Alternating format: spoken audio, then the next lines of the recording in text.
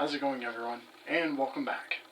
Okay, so we're doing something a little bit different with the intro here, kind of having it non-scripted because, well, again, I want to apologize for being super late with Deadpool. That video I was hoping was meant to come out at the end of February, but, well, you know the gist of it by now. So, I was going to do a special review after Deadpool. Originally it was going to be I had a couple ideas in my head, a longer game, something like that. But now that, Deadpool being what it was, what it came out, I decided to go something, kind of shorter than what I was going to do originally. And, yeah, this video is a short one.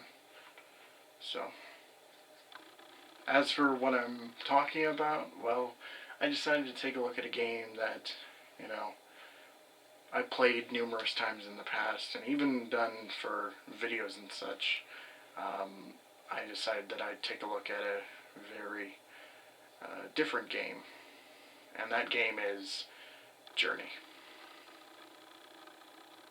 So, this should be interesting. Journey is the creation of That Game Company, who also worked on games such as the super calming Flower and the mind trip known as Flow.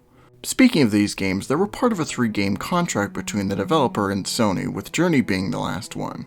Development began shortly after Flower's release, and after 3 years the game would be unleashed to the masses in March of 2012 as a downloadable title.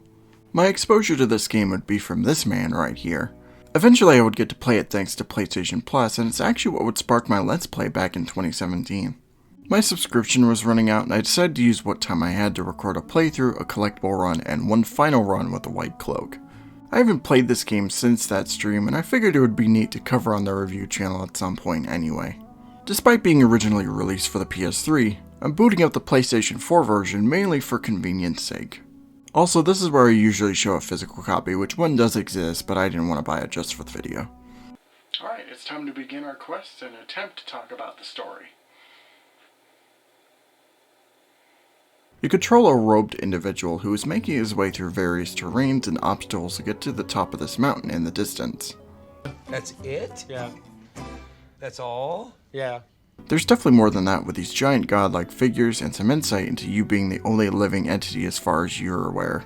But most of it is mainly up to interpretation and isn't something I'm comfortable with stating as factual. As far as my perspective, I find the world around you fascinating, and it's interesting piecing everything together with each playthrough I do. I want to know what happened to this place, and besides the main story cutscenes, there is optional bits to find which just give you some great insight to what might have been. It's even more interesting given that there's no dialogue whatsoever, and that's actually kind of impressive in my eyes when games go for that approach. As I said, it's just how I see it, and this is really the type of game you need to just play for yourself. If you are looking for something that's a lot more structured and clear-cut, then sad to say this isn't really going to tickle your fancy in that department. Anyway, let's transition over to gameplay, and boy, are you in for a treat. For this modern Sony-funded project, you only use, drumroll please, 2 buttons. What? Besides your basic movement and camera functionality, you have your flying/hover with the X button, and your communication ability with circle. I know when you hear this you might be kind of confused and maybe even a little apprehensive about the idea, but hear me out because it'll all make sense when I explain. So with your scarf, you fly in the air and can hover to the ground by holding in the button. You can make your scarf longer by collecting these white symbols scattered around, and word of advice is collect as many of these as you can find. Having longer airtime really does help, and it makes going up hills really fun too. Keep in mind how much energy you have because it does drain quickly, but as long as you're near red fabric of some kind, you should be okay. As far as you chatting, that's mainly just used for activating certain environmental objects. You aren't going to be using it for much unless you feel like entertaining yourself for whatever reason. I don't really know what else to add here because that's it, really. It is incredibly basic in practical terms, but for the type of game this is, it works and it does its job quite well. I mean, for something like ground speed, it can seem painfully slow, but it's kind of the point. It's something that can turn away a casual player, and I wouldn't blame you if that was the case. Okay. Now for the other stuff. I think this needs to be pointed out first, but my goodness, this game visually looks stunning. From the character models, environments, and everything in between, this is a sharp looking game, and also playing this on a PlayStation 4 really makes everything pop. Just get to the sand surfing sequence and you'll see what I mean. Also want to note the art design of the game is just sublime, and the devs really should be proud of what they came up with. The soundtrack composed by Austin Wintory is really a treat to the ears, and it's just fantastic overall. You got tons of tracks ranging from deep and thought-provoking to exciting and riveting pieces which really help the game in the long run. The music was that good that it managed to get nominated for a Grammy, which is fantastic. Along your journey, He said it! He said it! you can find some optional stuff to collect and or activate, which is one way to put it. So I mentioned the white symbols that make your scarf longer. These are littered all over, and upon collecting them all, you unlock a white cloak for future playthroughs. While this is cool, I wouldn't go out of my way just for this if I were you. I alluded to these earlier, but there are these wall panels you can materialize with your voice. Like the white cloak, these aren't really worth going after, but it is neat seeing the added lore given.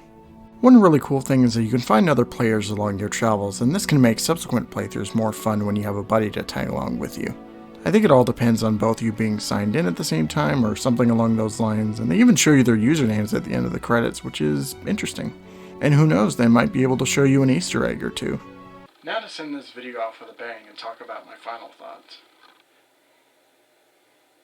Journey is a visual and auditory marvel with a compelling narrative, and is a game that I find myself just coming back to. At the same time, it's something that I find really hard to recommend to the general crowd. If these type of games are right up your alley, then by all means, give it a shot. But for everyone else, I just don't think there's enough here to convince you otherwise. From a gameplay perspective, it's as basic as you can get, and also another issue no matter who you are is the game is extremely short. Like, you can beat this in under 2 hours short. Yeah, I forgot to bring that up, my bad. Regardless, if you're in for a philosophical adventure, then I would encourage you to play this at least once at some point. $15 is a bit steep, however, but if you see it on sale, it wouldn't hurt to buy it at that moment.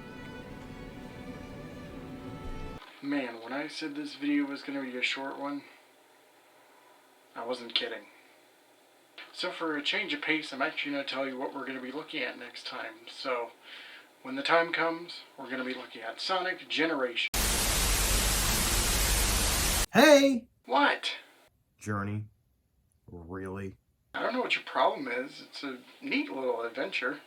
I thought you told me you were going to do The Last of Us. I was. What happened? Blame Alter. Oh man, that's such a shame.